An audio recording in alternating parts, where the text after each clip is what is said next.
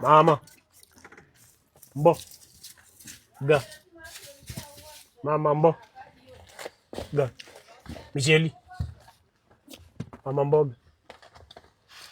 Mam. Nani mamako hapa? Nani mamako hapa? Unataka aje? Nilikuwa nataka unisaidie kwa nini mboga niende nikule. Mboga ya how much?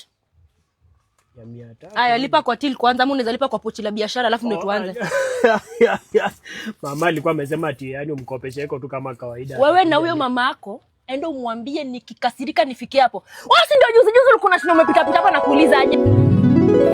Ras. Nini? Ras, kwani sikuja ununue mboga? Siku hizi umenitupa jamani. Mama kanya na Christmas watu wakuja kwa kibanda yako endelee. Wewe uza bidhaa zako bidhaa mbovu. Hivyo ndio unaongea?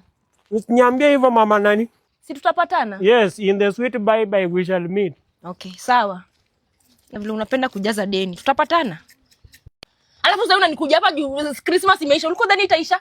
Kweli. Ulikuwa unafikiria safari itaisha? Sasa nataka Christmas, sasa ulikuwa unataka tukuje huku jamani. Sasa ndio hukuweza kuja Christmas. Sasa hivi unakuja kutafuta nini? Acha nikuulize, Acha nikuulize tu swali rahisi ras. Wewe ndio ulikuwa unashinda ukikuja hapa kukopa unanipea ma sweet words. Oh, mama mboga sijui wakudumu watadumu. Mimi na wewe hatuwezi dumu. Labda uhudumiwe na mhudumu. Toka hapa. Mcheli unajua si ndio makastoma wako ni customer kitu gani na umekopa kitabu imejaa hapa jina yako from red to bottom. From up to down. Jina tu imejaa ras 50, just ras 30. Si ndio huyu kidani na kudanganya. Huyo si ni wewe? Si umejaza kitabu? Toka hapa. This time round si cheki na Gen Z, na si cheki na wewe. Mama. Mboga. Mama mboga. Usifanye nipige nduru sahi hapa. Ras toka hapa. Sawa. Tafuta mama mboga mwingine. Ulikuwa ndani Christmas haitaisha. Na kuita kuja ununue unajifanya. One love ndio kusema nini? One love baby girl. One love mama M. Mama M. Vibanda zimejaa. Kama vibanda zimejaa si uende ununue huko. Naona unavaanga sijui aje. Unajua hata kuvaa unavaa tu kama CS Murko.